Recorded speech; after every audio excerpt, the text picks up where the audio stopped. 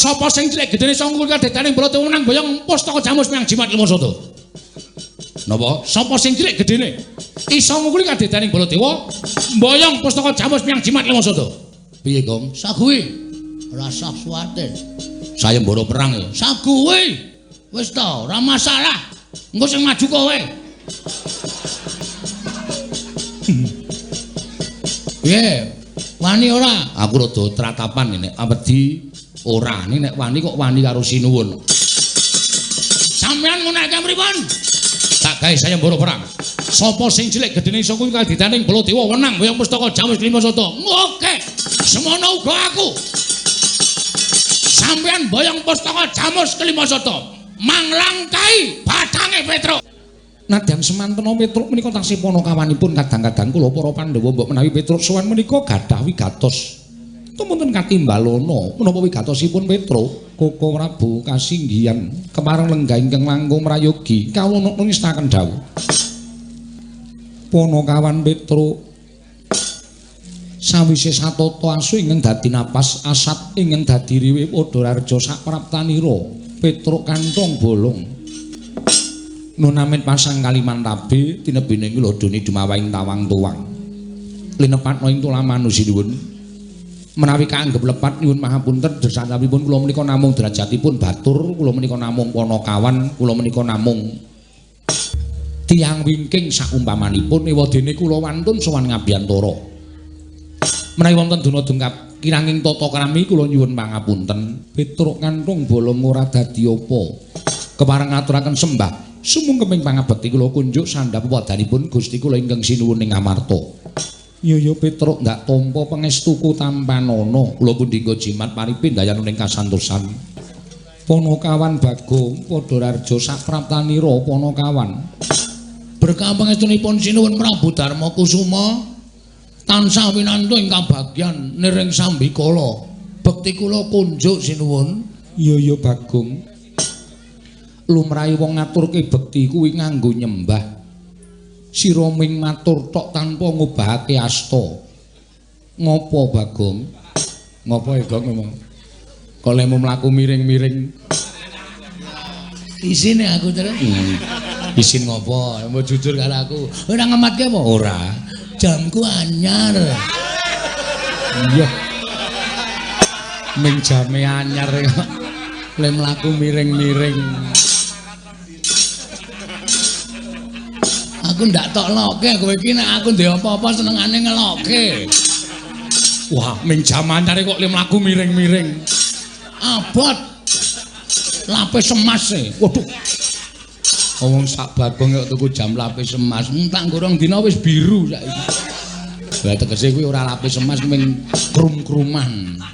Jam piro saiki? Tengah loro. Nah. Kok wis lagi jam 10 kok tengah loro. Ngono aku tak blandangke, ngono wis ngerti nggone atret.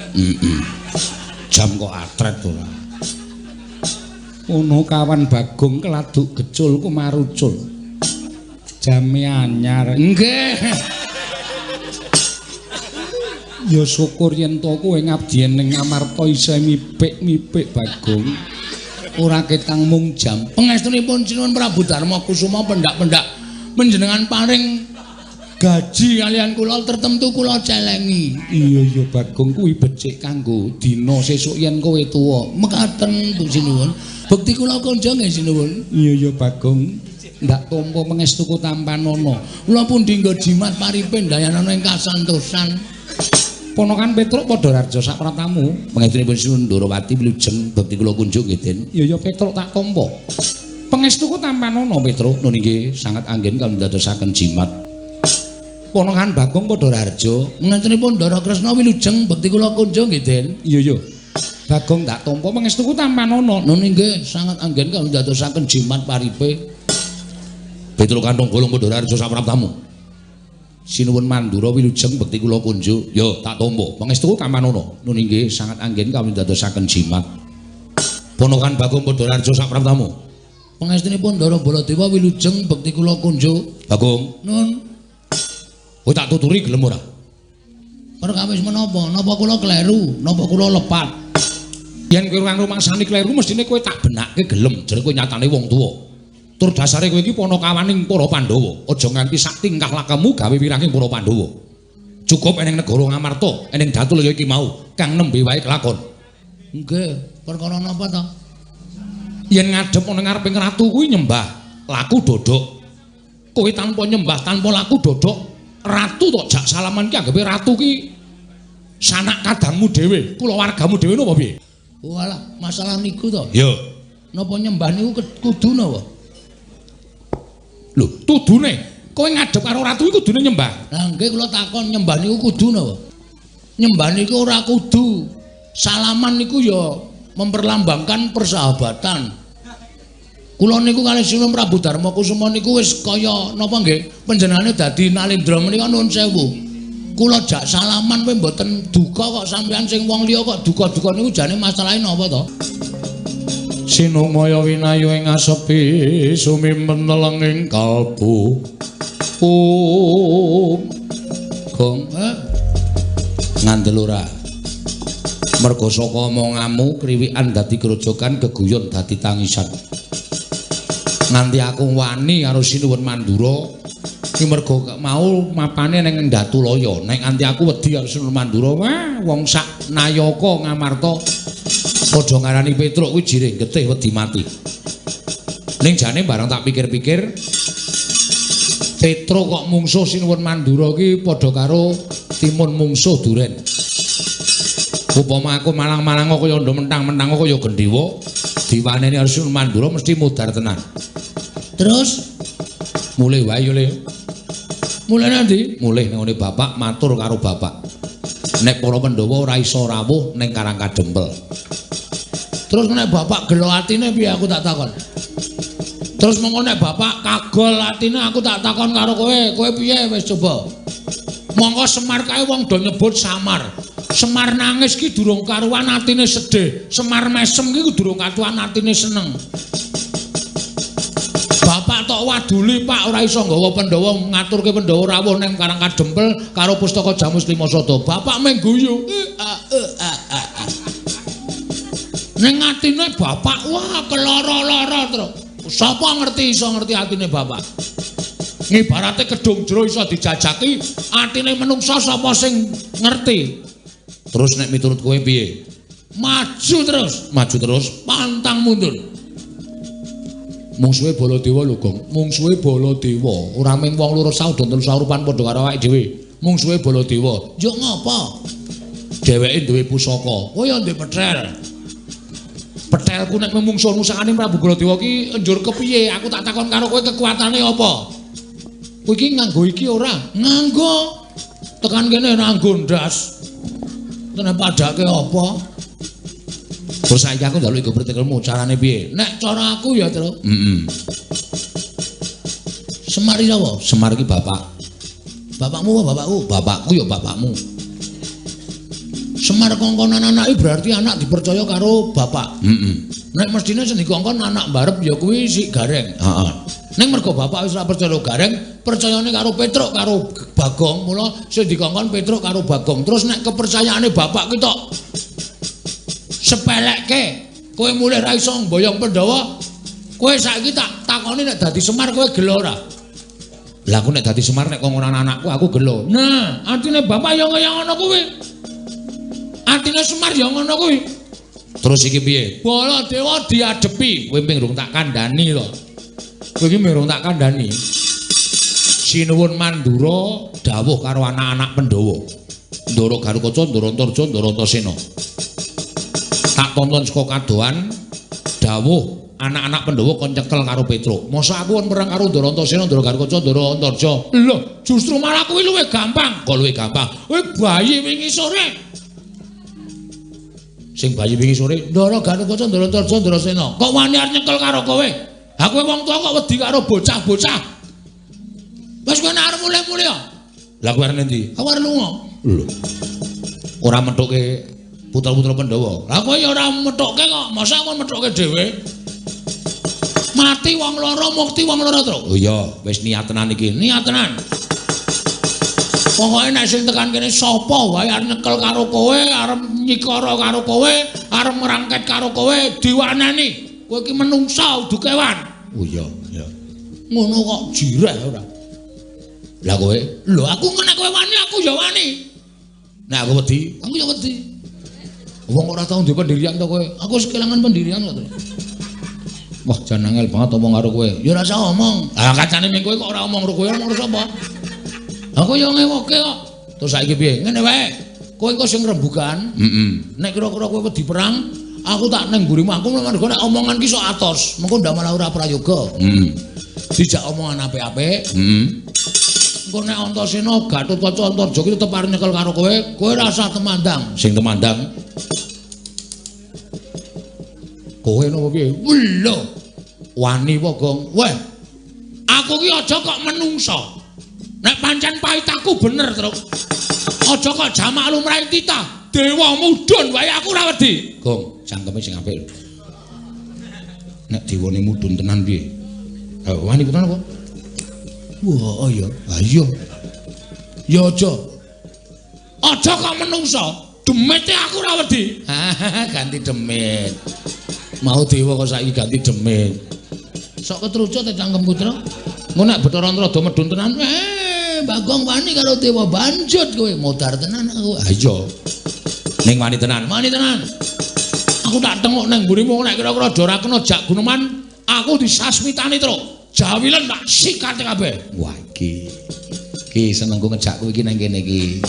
Asli lho. Asli, rasa kuwatir.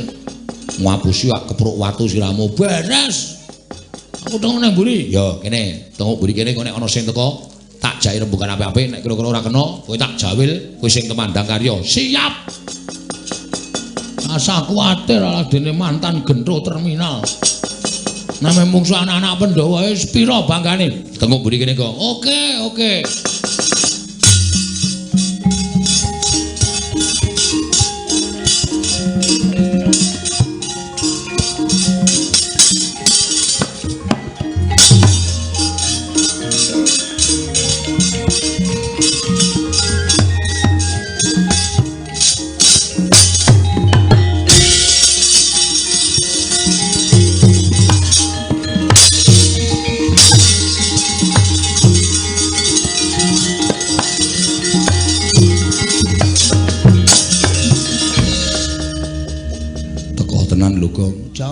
Jaman aku tak udut sih. Iya.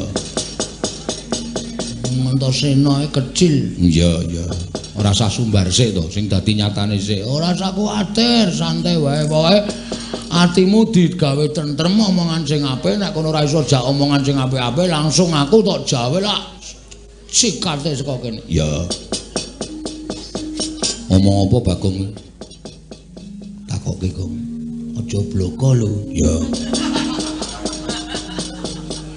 Tak omongke nek arep ndupak Ndara Antasena. Tak kepruk watu ndasmu lho, Tru. Engko nek wis gelut wae. Oh iya. Mboten omong napa-napa. Ndara Antasena ngaturaken bekti nggih, Den. Ya tak tampa to pangestuku tamanono ya. Niki sangat anggen kalau ndadosaken jimat. Ora wong mriki ajeng napa? Kowe tak takoni jujur karo aku ya, Truk. Nggih. Kowe wani karo Siwa Mandura ya. Nun, kowe wani karo Siwa Mandura. Lho nggih. Nganti Siwa Mandura nganake sayembara perang. Bener apa ora? Leres. Kowe arep ngleboni sayembara perang, tegese kowe wani karo Siwa Mandura. Nggih. Nek ngono bener ngendikaning Siwa Mandura. Kene ulungno tanganmu tak bondoh, tanganmu tak krincung sikilmu Petruk. Kowe abdi sing ora manut karo pernataning negara Ngamarta. Manut tak lebokke Pakunjaran. Lho, kula ajeng lebokke Pakunjaran. Yo. Ora mung kowe, ning kowe sak bagonge tak lebokke Pakunjaran. Gong, ayo, Gong. Gong, Sik, wetengku lara Indra. lara kenapa? Mbah iki kok mak cenut ngono. Aduh tekan kula ngati ya, Tru. Lah terus piye? Ngaso sik, nganu tak ngaso dijak omongan ya. Ya. Tak ngaso sik engko nek mari tak sikate. Oh iya, ha pirang dina? Mung sedhela kok. Oh iya. Tak olesane minyak solar. Kampak kok solar. Duh, Bagong menapa? Mboten ngerti. lara weteng. Ora weteng kok dadakan ora mangan apa-apa kok lara weteng. Enggak niki kan kula seneng dadakan. Nuwun sewu, Den. Nek sampean arep mbondo kula, monggo, kula ora apa-apa. Ning nuwun sewu. Panjenengan nampa lapurane Sinuwun Mandura, ning kudune sampean niku nek kepengin adil ya nampa lapurane Petruk. Kedadiane kaya ngapa? Kok nganti Petruk nganti geger karo Sinuwun Mandura. Lah kedadiane piye? Sampeyan purun nampi, aku gelem nampa. Alhamdulillah. Ning ngoten kula tak jujur karo sampeyan. Kula wani Sinuwun Prabu Mandura niku mboten kok perkara kula niku wani, ning kula mbelani karo bapak. Bapak utusan karo Petruk karo Bagong teng negara Ngamarta. Kon nyuwun ngambil pustaka Jamus Lima Sada sareng kalian Pandhawa 5. Ning saderenge kula sowan Sinuwun Ndarawati wis rawuh. Rawuh Sinuwun Ndarawati kepengin nyuwun pustaka Jamus Lima Sada kinarya tumbal wadaling praja negari Ndarawati sing ketaman Pegebluk. Bagong sing ngomong dudu kula. Pegebluk niku tibane kudu teng papan sing pancen wis ora iso dielekake dening sing gawe jagat. Niku mesti Gusti paring bebendu tumraping papan niku. Ning kok Ndarawati negara sing ditunggoni Sang Hyang Bathara Wisnu kok taman Pegebluk niku apike diteliti dhisik. Angka 2, ya ta nek nganti Sinuwun Ndarawati niku Sinuwun Ndarawati sing saestu nek palsu.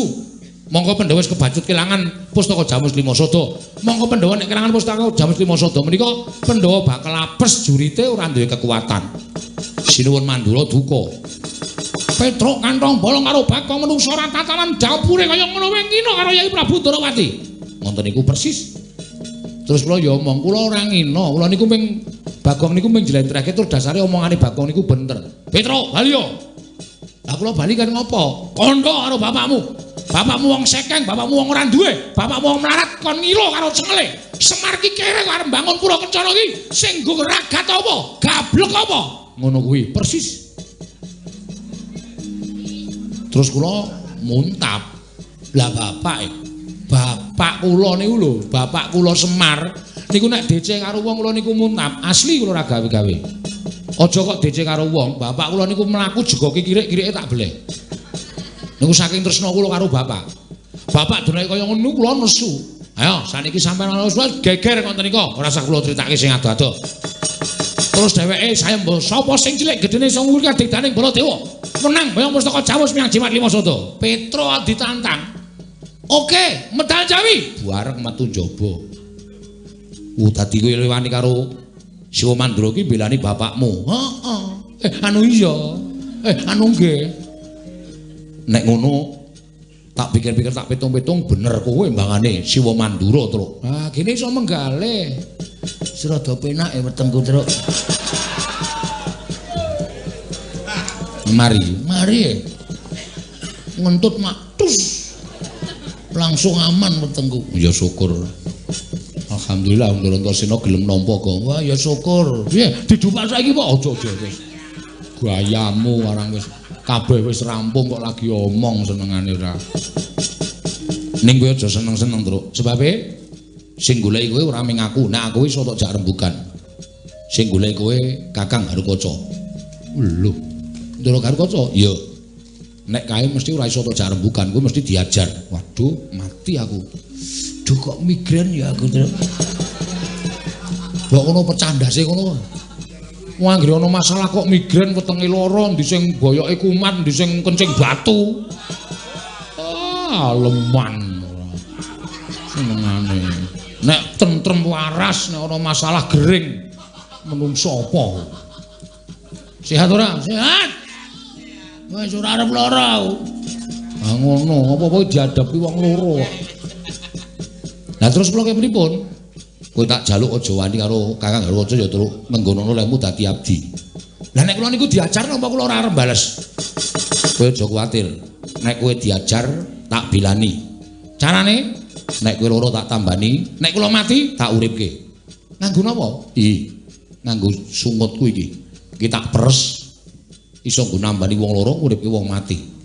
Anu wae Truk kon netel wae. Mangane wirawiri kuwi tok buntel plastik tok gawa malah kowe digdaya. Pripun ditetel mawon gundule atos sapa sing aku netel? Niki. Ora aku mengigo kok. Aku menganu kok apa jenenge? Inisiatif kok ora arep kon netel Petruk senengane ora. Wah nggih derek mawon. Ya ngono ya. Nggih, ning aja males nek diapa-apake. Nggih, manut wis pokoke totoh raga tak totohke. Wis ngono wae. Nggih, lah sampeyan ajeng tak pundi? Aku tak ambles bumi. Sik. Sampeyan ambles bumi kula nyeluk pripun? Selak modar. Sampeyan ra jedul. Bagon kok ngejug bumi ping 3. Aku metu. Gong, Ngejug bumi ping 3 Ndaratosena metu. Nek aku bahaya. Oke. Ngono wae ya, Truk. Nggih, wis. Kanthi ya Jer Basuki muga-muga slamet. Nggih.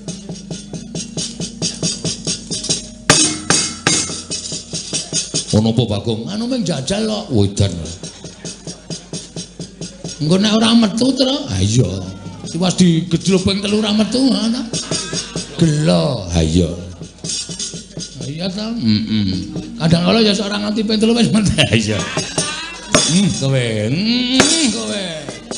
Mane kok notok iki ora. Wis, Ndara Karikaca tekan kene aja dilawan, ning pokoke ade gawe cara piye Ndara Karikaca wedi karo awake dhewe. Nek dheweke ngantemi awake dhewe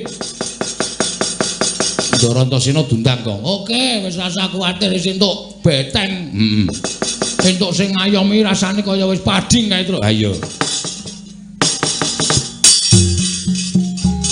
Ketonto kowe ya, apa ora?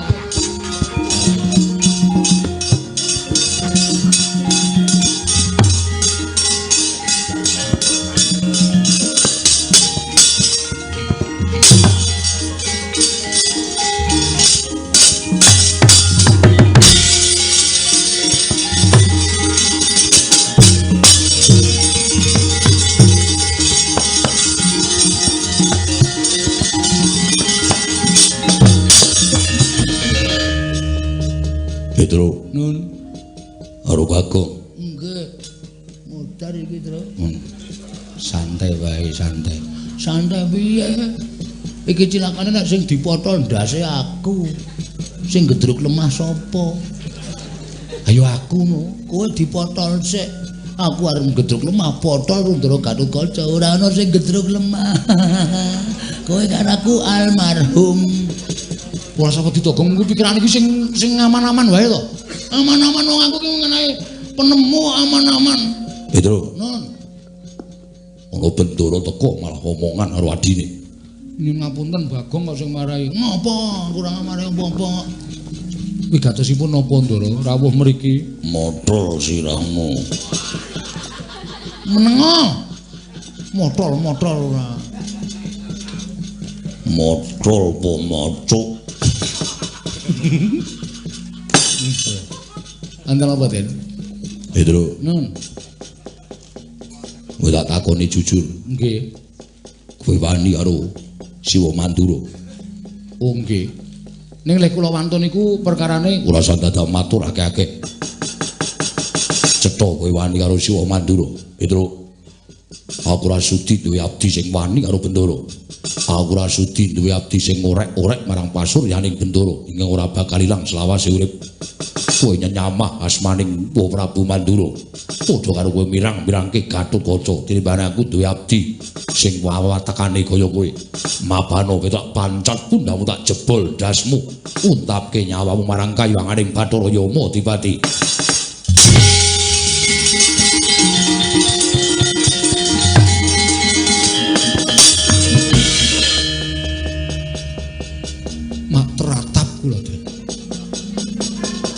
Bareng sampeyan ngendika Petruk, mapano tak pancat pundhamu tak pothol ndasmu. Mbok nganggo tepo-tepo. Kula niku wis tuwa lho, Den. Kula niku rambut kula wis werna 2. Sampeyan niku sing enom kok mendas-daske wong tuwa sak penake dhewe. Nek sampeyan ajeng mateni kali kula ora apa-apa mang mateni wong dasare Petruk niku urip sing dinteni napa? Ming ngantri modar. Ning mbok yo omongane ora kaya ngono kuwi sing apik. Ngapa to nek apik iki? Satriya weton kayangan putrane Ndara Werkudara kok omongane sak penake dhewe ora. Nek krungu piye akeh didomestani. Gatotkaca ki lan ditata krama, Gatotkaca ki lan diunggah-ungguh. Biyen dek cilik dimong karo Petruk, didulang karo Petruk, ditutik karo Petruk bareng gedhe ngunekke Petruk ndase arep dipotol. Sapa sing isih? Malah ngunek-unekke karo aku. Ngunek-unekke mawon, kula ngunek-unekke sampean niku pun bener wong kula sing ngomong sampean. Sampean niku sing ngomong kula. Mula nek sampean ora bener kula wajib ngunek-unekke sampean. Ati kaya ngono awas. Aku ngandani karo kowe men ngerti tata krama. Kula niki wis tuwa ora usah dadak dinahi tata krama, kula niku wis ngerti tata krama. Kula niku ya sekolah e. Kula niku ya lulus e. Lho. Kejar paket B. Ming lulus kejar paket B kok gleleng ngono. Ora iki lho Truk ana wong salaman karo Nalendra kok. Wong sing dijak salaman wae ora nesu kok wong kono-kono nesu ki maksude piye aku tak takon. Wis. Wis. Ndak dadi masalah aku ora seneng. Pokoke kowe ngalah wae. Mumpung aku bendina bar-belan lho iki. Iya. Bar-belan apa? Jam. Isih jam wae. Boyo wis togong mesake kancane ora ngene terus saben mengi potok sesisih. Ya wis nek ora tak kandhani sakarmu, sak tingkah lakumu sakarmu. Nggih. Pun sampean mboten sah nyaruwe kula ora arep nyaruwe sampean. Ngoten mawon beres kok. Ning aku ki kandhani karo kowe. Niki mangbok saiki. Sinuwun. Apa Bagong? Sampean tak jak salaman gerah penggale. Ora Bagong. Nah, rungokke. Wong sing kono wae ora gerah penggale, tenang-tenang wae kok wong kono-kono kok unggah-ungguh tata krama apa? Sinuwun Prabu Darma Kusuma ki malah justru ratu sing pancen ngerti karo kawulane, dheke dijak salaman kawulane ora nesu, disembah ya ora nesu, kuwi ratu sik merakyat. Ora kudu ratu kok disembah kuwi ora kudu dheweke sadar nek dheke dadi ratu kuwi mbiyen sing nyoblos ya aku barang kuwi.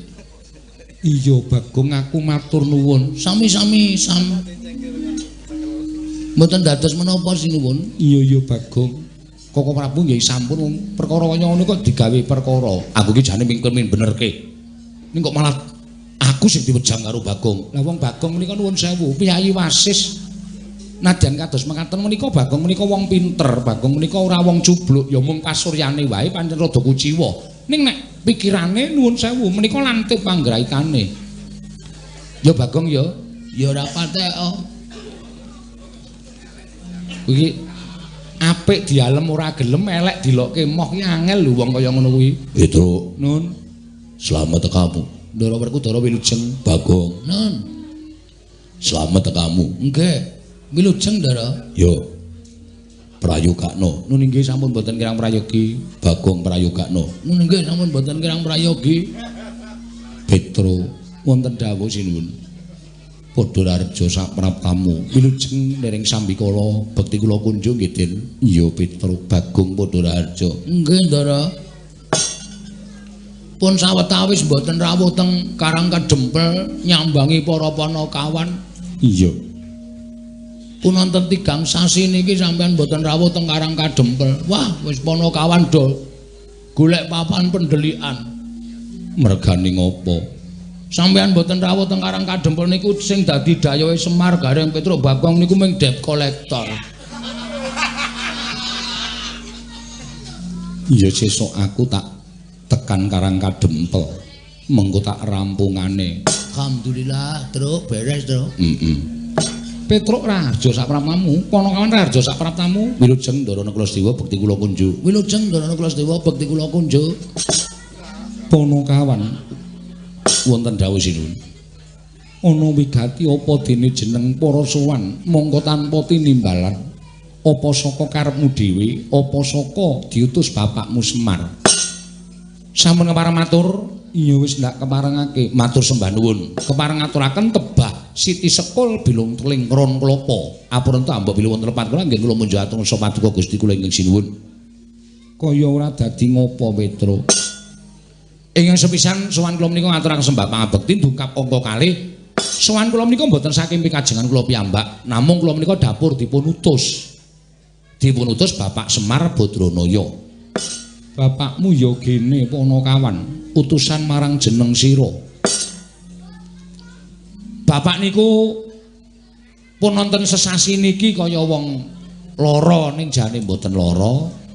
Bapak niku wis ana sesasi niki kaya wong masuk angin ning jane waras. Ning kok tingkah lakune kaya wong sing kurang waras, kurang sehat awake bapak niku. Merga pun wonten sesasi niku bapak niku ora gelem mlebu teng omah. Ming teng ngajeng griya, tenguk-tenguk, longok-longok, dicaosi daharan ora didahar, caosi unjukan ora diunjuk.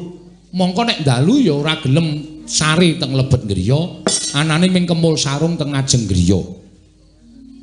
Nah, kahanane bapak sing kaya ngoten niku ndadekake bingung anak-anak. Gareng, Petruk, Bagong. Tumuli kula ngejak Gareng kalih Bagong sowan ngersani bapak nanjeke kahanane bapak.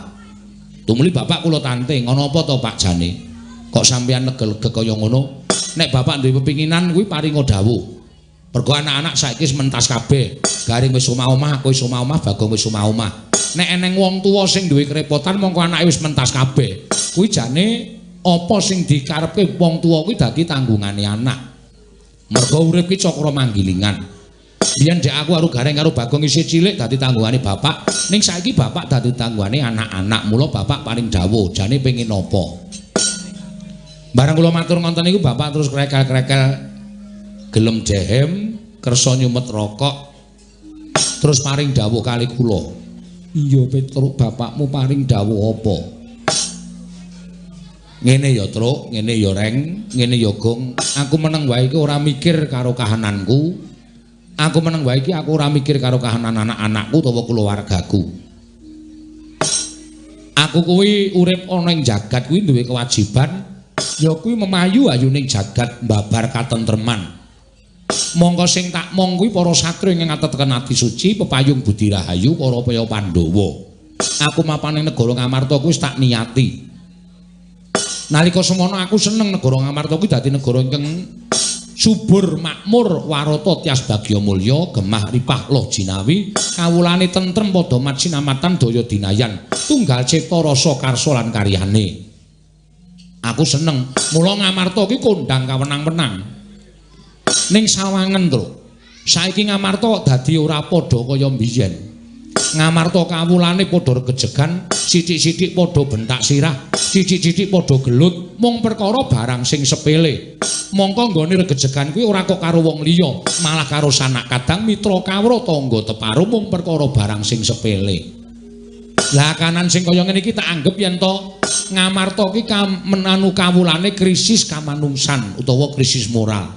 Papan-papan pangibadan ora diparani, papan-papan pasinaon ora ditekani, sing ditekani papan-papan maksiat. Mula kahanan kaya ngene iki nek tak nengke wae, nek nganti Ngamarta rusak, gedene Ngamarta kuwi rubuh. Sing diluputke dudu sapa-sapa ning Semar. Semar ora iso momong negara Ngamarta kanthi becik lan apik. Mula kahanan sing kaya ngene iki kudu tak rampungi, Aku kudu iso mbalekake negara Ngamarta kuwi mujudake negara ingkang adil, makmur, warata, tias bagya mulya. Kawulane tentrem, kawulane ayem, ora ana tumindak sing nalisir saka angger-angger pranataning hukum negara Ngamarta. Mengkono Petruk, nggih. Lah, sranane aku pengen bangun pura kencana, Truk. Kaget kula. Semar niku wong sekeng, Semar niku wong ora duwe, Semar niku wong melarat.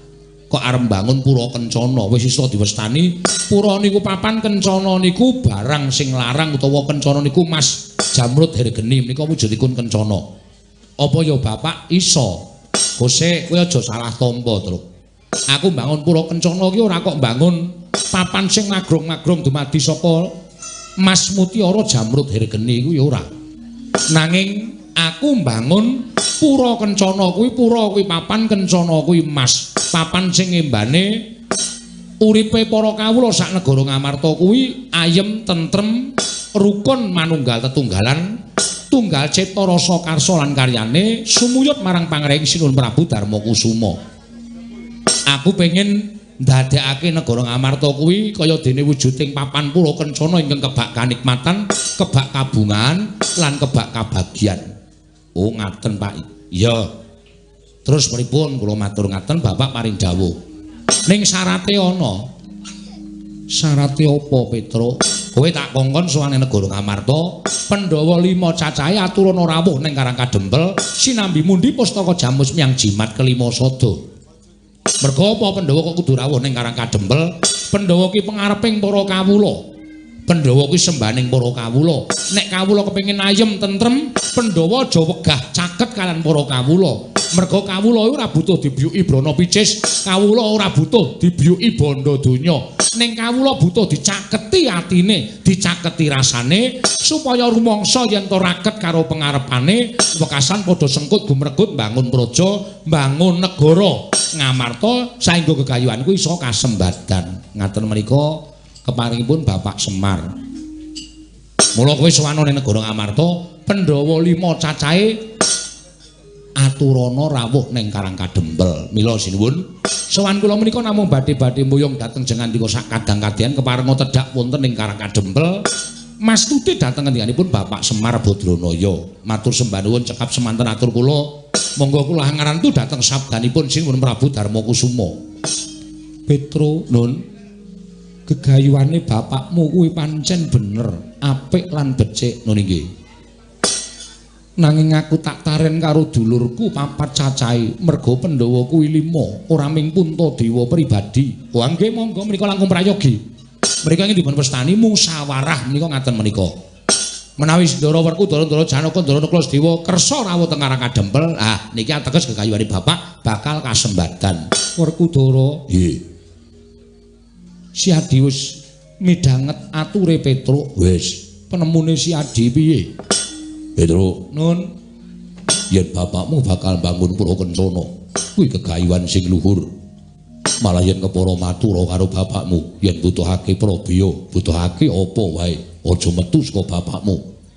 Ning metu saka Jodipati, aku ora bakal wegah cucul kanggo kasembadan gegayuhane bapakmu.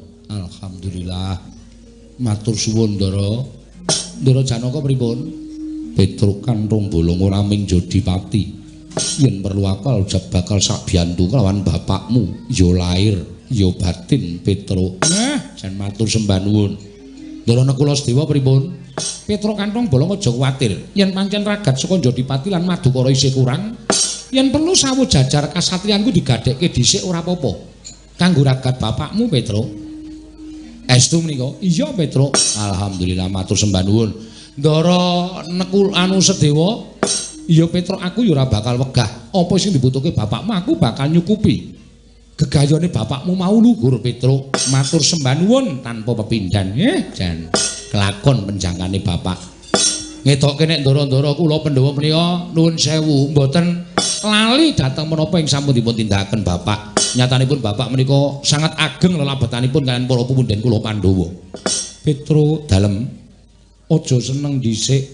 Lho lha pripun wong sedaya pun sarujuk kok. Panjenengan kantun bidal kula kantun mangkat, ndara-ndara kula Pandhawa nggih kantun tindak. Kok tasih paring pangandikan mengko dhisik? Merga bingung rasaku Petruk. Sebabe Koko Prabu Ndarawati rawuh mrene, Koko Prabu Baladewa rawuh mrene kuwi uga mbutuhake pustaka Jamus Myang Jimat Klimasada. Lho. Sinuwun Ndarawati. Iya Petruk. Mula yen to aku nuruti karepe bapakmu, doh nyono cerak nyono padha mestani yen to Ratu Ngamarta kuwi mencla-mencle ora iso dicekel gunemane. Mongko rawuhing Koko Prabu luwih dhisik tinimbangane kowe. Ngerti Petruk, nadyan kuwi wong liyan kebrayan nanging to luwih dhisik kudu tak dhisikake. Nadyan kuwi sedulur kula warga. Yen to tinemu mburi ya kudu tak ladeni tinemu mburi. Kuwi pernatan negara Ngamarta mula ora kena diterjang sarta ora kena diterak. Sing gedhe pangapuramu Panakawan Petruk, Pandhawa kudu ngrampungi negara Ndarawati dhisik, mengko sawise kuwi budal ning Karang Kadempel. Sinambi mundi pustaka Jamus Klimasada. Waduh. Gong, mulih, Le. Mulih piye? Ora entuk gawe. Kok ose iso? Kok iso? Lah iki Sinuwun Kresna luwih dhisik rawuh, Sinuwun Baladewa luwih dhisik rawuh, mbutuhke pustaka Jamus Myang Jimat Klimasada. Ardiasta ning Ndarawati. Sinuwun Ndarawati kok mbutuhke pustaka Jamus Klimasada argo ngapa? Ndarawati ketaman pegebluk Bagong, bisane waluya nirmala temajati, jati temah mulya. Yen to ditumbali pustaka Jamus Myang Jimat Klimasada, Oh. Piye? Dhewe kalah dhisik kok. Pernatan Ngamarta ki sapa sing dhisik-dhisikke, sapa sing kari dikerekke. Mula wis ayo mulih. Ora usah dadak awak dhewe piye-piye engko ndak malah dadi geger, mulih wae matur karo bapak nek sowane awak dhewe kalah dhisik karo Sinuwun Ndarawati. Sik, Tru. Kowe arep ngopo? Nek entuk aku tak omong nang ngarep kono, nek entuk nek aku ki nek omong ya mek ngawur. Ning kadang kala omong aku ki sok bener. Heeh. Terus aku tak sik matur. Lah aku Kowe pindah mburi? Oh iya. Ning ora gawe masalah lho, Gong. Ora, aku ki ya tak ati-ati nang kraton kok ndak malah kesalahan meneh. Heeh. Mergo nek gawe masalah iki dudu nggonmu, iki ning kraton Ngamarta. Wis ngerti. Ya. Alon-alon ya. Alon-alon ndak usah kuwatir. Iya. Ponokawan Bagong arep matur apa? Niki ngenten Sinuwun. Gandeng Petruk niku nuwun sewu, SDM-e rendah. Dadi Petruk niku mboten iso omong secara napa nggih? Apa? Sing pinter ngene lho, sing mletek pikire. Iya, Bagong, kowe arep ngrembug apa? Kula ajeng matur sanipun Sunan Prabu Darmakusuma supados atur kula menika kinarya panglimbang. Panglimbang penggawe panjenengan supados dipun gelar lan dipun gulung sampun ngantos klintu anggenipun netepaken sewiji-wiji. Wah, edian. Pek mau, Gong. Heeh. Meneng kowe madang wae. Oh iya.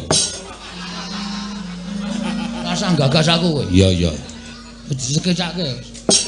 Heeh. Perkara apa, Bagong? Nuwun sewu, Sinuwun Prabu Ndarawati wau paring pangandikan nek negara Ndarawati ke Taman Pegebluk. Iya, pancen mengkono, Bagong. Terus bisane waluya nirmala temajati yen to ditumbali pustaka Jamus nyang Jimat Lima Sada. Rong perkara niki ajeng kula rembug. Rong perkara artok rembug kepiye? Sepisan negara Ndarawati ke Taman Pegebluk. Nah, nuwun sewu. Sing jeneng Pegebluk utawa welaking Jawata sing tumiba wonten ing jagat menika sejatosipun ukumane sing gawe urip dateng papan sing ora gelem dielingke. Tegese sing ora gelem dielingke niku menungsane. Menungsane kon manembah ora gelem, kon tumindak apik ora gelem, mula kala mangsa Gusti paring pagebluk dateng papan menika merga menungsane wis ora iso didandani. Iya, Bagong. Niku. Terus saniki kula ajeng matur. Iya. Negara sing paling jahat utawa negara sing paling elek menika nuwun sewu. Sak ngertos kula lho, ora negarane. Ning sing ngasta bawat pemerintahan menika negara Ngastina. Sing dadi ratu Prabu Duryudana menika ratu sing angkara murka. Negara Ngastina niku ora ke Taman Pegebluk. Mongko kudune Pegebluk niku nek tiba-tiba teng negara Ngastina, merga Kurawa wis ora iso dielekke pakartine. Ning kok tiba teng negara Ndarawati, mongko Ndarawati niku sing lenggah Prabu Sri Bathara Kresna.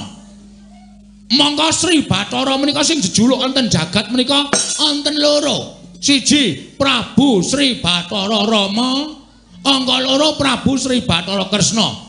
Apa? Apa to? Apa to sebabe kok jejuluk Prabu Sri Bathara Kresna? Amarga menika titising Sang Hyang Bathara Wisnu. Sapa to Sang Hyang Bathara Wisnu? Nika dewa sing tukang nentremke jagat.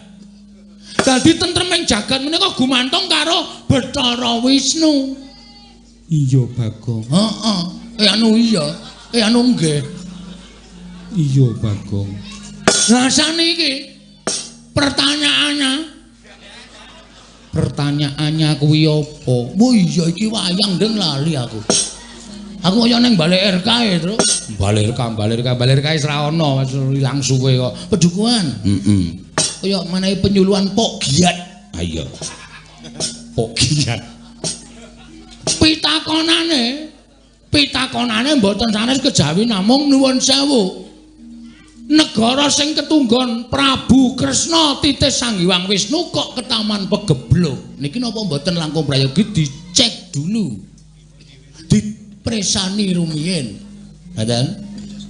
Perkara mengke ketaman pegeblok saestu menapa mboten masalah. Ning sing penting ditiliki riyen, aja nganti kleru dalan. Mengko nek kleru dalan gegetun mburi niku pun mboten nonton anu medene niku napa jenenge ora ana asile. Udu asil. Mboten nonton prayoganipun. Ketoke ya udu kuwi kok. Heeh, sik lagi mikir aku. Mboten nonton opo Bagong? Seta.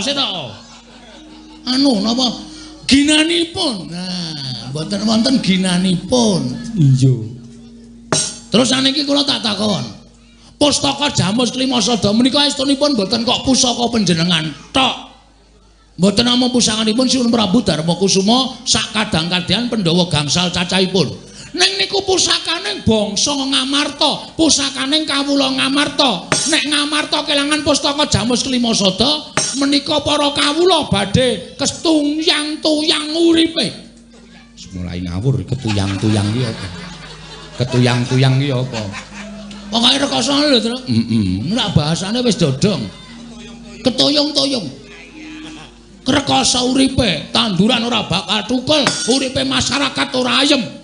Luwe-luwe Pandhawa nek kelangan pustaka Jamus Klimasada niku sapa wonge sing ora seneng karo para Pandhawa nek ajeng damel cintrakaning para Pandhawa ngibarate angel mijet wae ngranti suwe banyu sinaring. Ngoten. Terus saniki kula tak nyuwun prisa. Nek saniki terus ming dienggo tumbal. Monggo nggo tumbal niku apik-apike ming dipendhem. Ateges pustaka Jamus Klimasada menika mboten wangsul dhateng para Pandhawa. Ingkang mekaten Pandhawa badhe kecalan pustaka Jamus Klimasada. Iya bener apa Kang? Mangke riyen kula dherek rampung. Iya sakarepmu Bagong. Terus saniki perlu dipenggalih. Saniki perlu dipenggalih. Nuwun sewu, saniki niku akeh wong nyilih anu nyewake sandangan wayang wong. Iya. Saiki akeh wong nyewake sandangan, akeh wong pinter sulapan, akeh wong pinter apus-apus. Nuwun sewu, kula mboten ngarani. Nuwun sewu, ya nek iki nek kresna tenan. Nek udu, ayo. Upama niki panjalmaning mungsa, niki panjalmaning wong sing ora seneng karo para Pandhawa, mung arep gawe cintrakaning Pandhawa, sarana nyuwun ngampil pustaka Jamus nyang Jimat Klimasada. Terus Pandhawa kelangan pustaka Jamus Jimat Klimasada. Terus wong sing ora seneng niku wau ajeng gawe cintrakaning para Pandhawa. Apa ora cilaka? Ngoten. Sampeyan niku dadi ratu aja ning paningal lair tok, ning paningal batin kedadi wong akeh. Amarga saniki akeh telik Mangendrajala ingkang badhe andhasta pustaka Jamus Klimasada, ming kepengin kenggonan pustaka Jamus Klimasada nganti membo-membo sanak kadang, membo sedulur niku perlu dipenggalih. Sabab nek mboten ngoten, kula mboten truk jojokane kon mandeg truk. Iya. Nek tak-tok ki aku omong wae. Nganti kentekan akal aku. Heeh. Ngonten niku malah kira-kira pas. Ngoten, niku dadi perlu dipenggalih. Ampun kok sembrono. Niku pusaka sing dadi penguripane wong sanegara Ngamarta nggo sembrono. Nek nganti diasta Sinuwun Darawati, siji jebule dudu Sinuwun Darawati ning panjalmaning mungsuh wis kebacut diasta panjenengan kelangan pustaka Jamus Klimasada kapusan karo Sinuwun Prabu Kresna. Wah, apa ora cilaka? Apa ora geger jagat Ngamarta?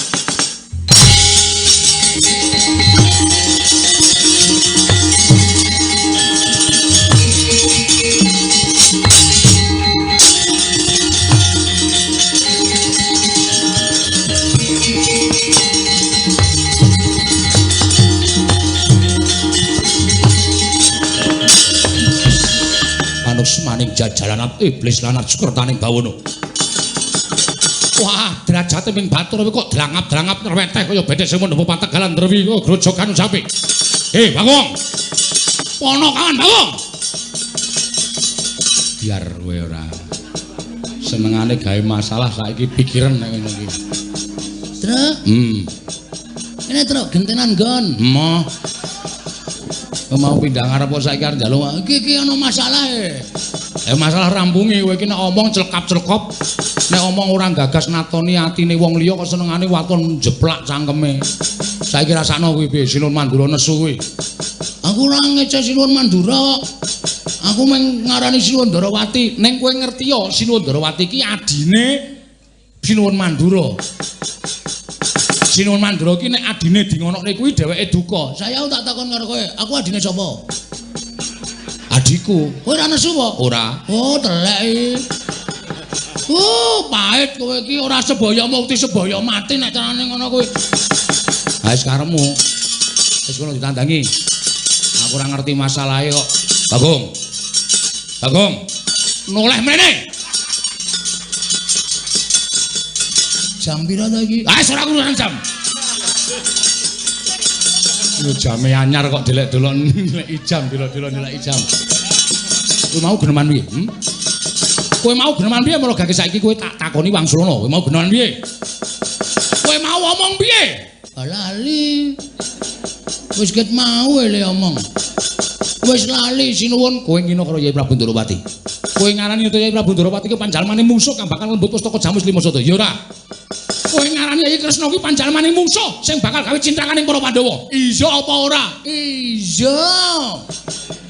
Wis domongi iya kan dadak iya apa ora? Iya apa ora? Anggepmu apa?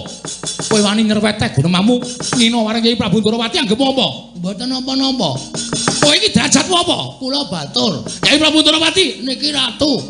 Ing atase kowe batur kok wani ngino karo ratu? Nuwun sewu, sing kagungan asma Sinuwun Ndorowati sapa? Lho, Yai Kresna, sing tak ece meneng wae kok wong liya geger ki ngopo? Hah?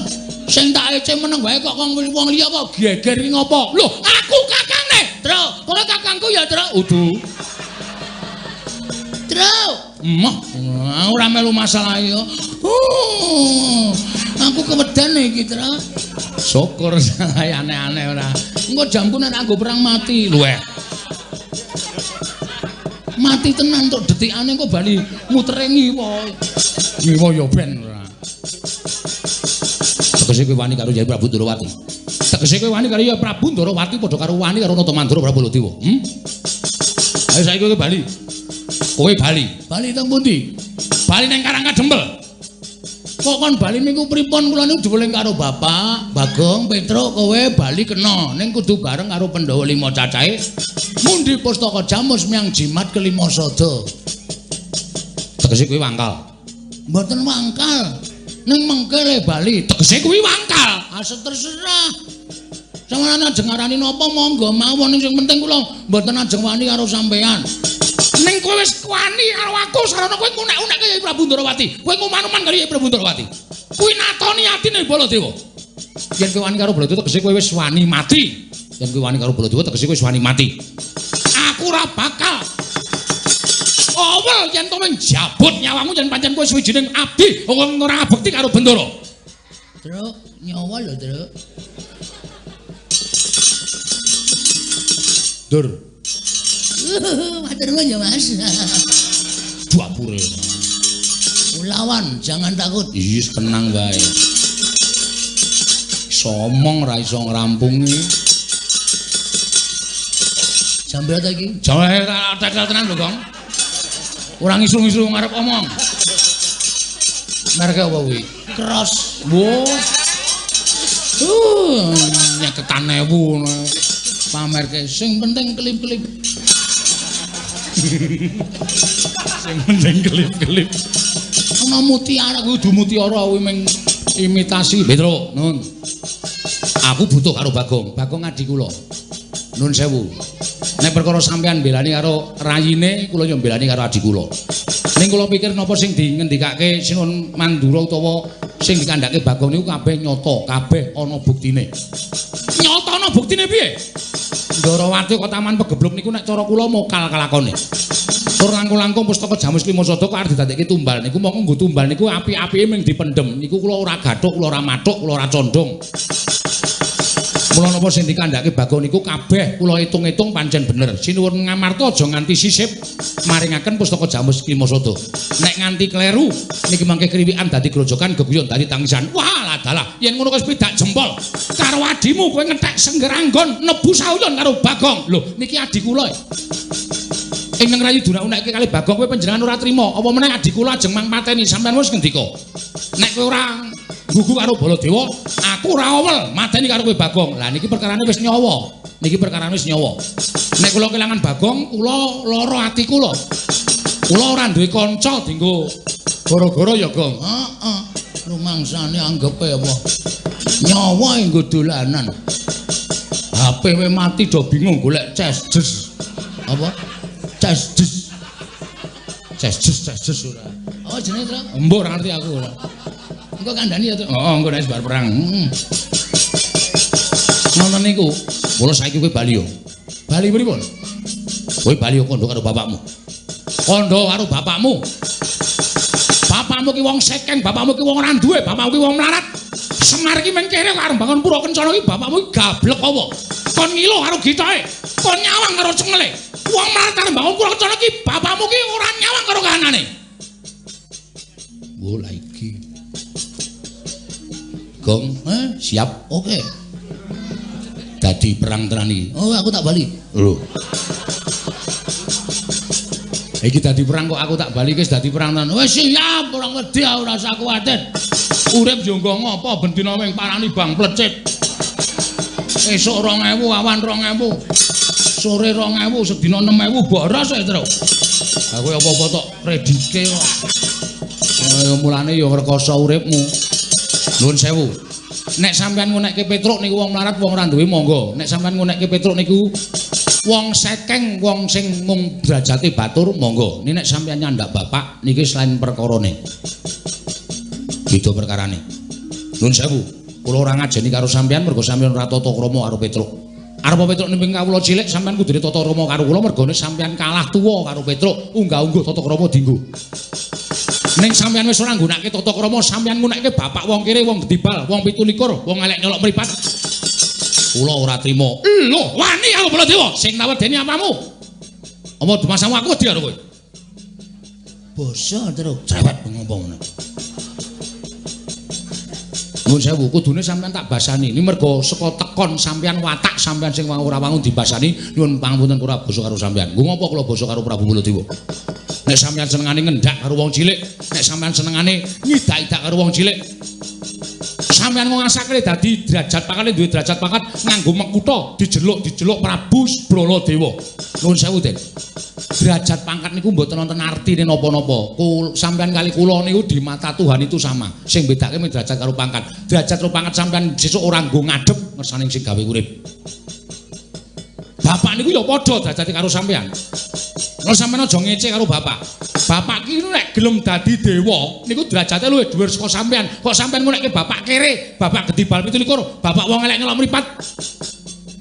Nika ketoke nika mung derajating Panakawan ning kae nika titising Sang Hyang Bathara. Sapa, Gong? Ismanto. Ngawur to. Sapa? Anu sapa? Ismidianto. Du. Kok nganggo is kok? Heeh. Aku ya sok nyelok si is ngono. Sapa jenenge? Wah, sapa sok lali kok. Ismana. Udu. Iki cepet to dipikir ndak engko lele padu ndak selak ilang. Dipikir cepet. Ismaya. Nika Sang Hyang Bathara Ismaya niku kakangne Bathara Guru.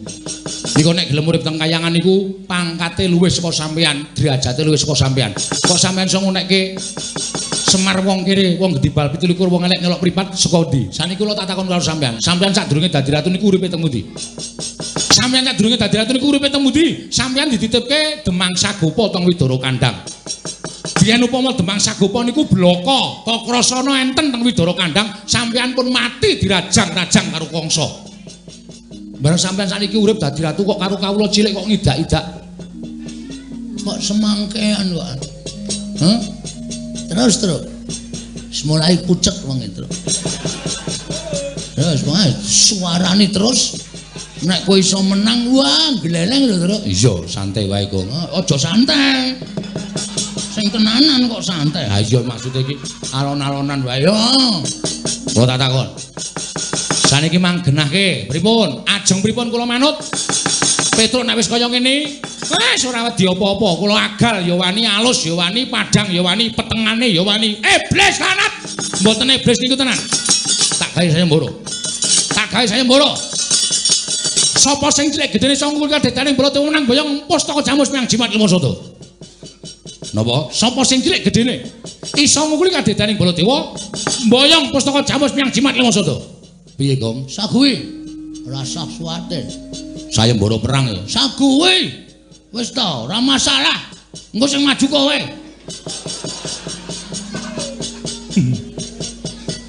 Piye? Wani ora? Aku rada tratapan nek wedi ora, nek wani kok wani karo sinuwun. Sampeyan ngunake pripun? Tak gawe sayembara perang. Sapa sing cilik gedene iso kuwi kadedaning Baladewa wenang mboyong pustaka Jamus Limasada. Oke. Semono uga aku. Sampeyan boyong pustaka Jamus Limasada. Manglangkai batange Petruk. Lho. Piye gelem ora? Moh kok aku ora. Aku mung tak omongke. Ben kowe cepet mati. Mati ndasmu kuwi ora. Cepet mati. Dudu nang kene papane wong neter kadhe medal Jawi, kula dereke ndara medal Jawi. Yo!